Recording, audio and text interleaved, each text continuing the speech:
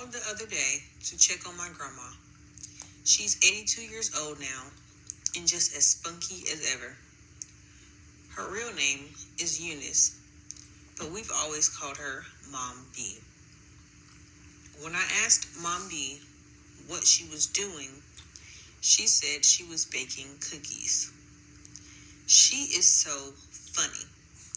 She said the recipe called for 2 cups of sugar, but that she knew that no one needed 2 cups of sugar, so she had reduced the recipe by a cup.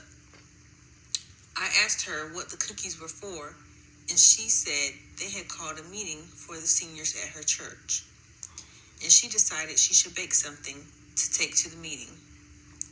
I asked her how she was feeling, and she said she was a little tired as she hadn't slept well the night before. It seems that there was a domestic disturbance and the police had been called to the house next door. Grandma said the man was calling the woman all kinds of names, and in her opinion, he had no call to do that. She said they carried on for a long time. Mom B thought the neighbor across the street had called the police. I asked her what she thought Grandpa would think if he were still alive.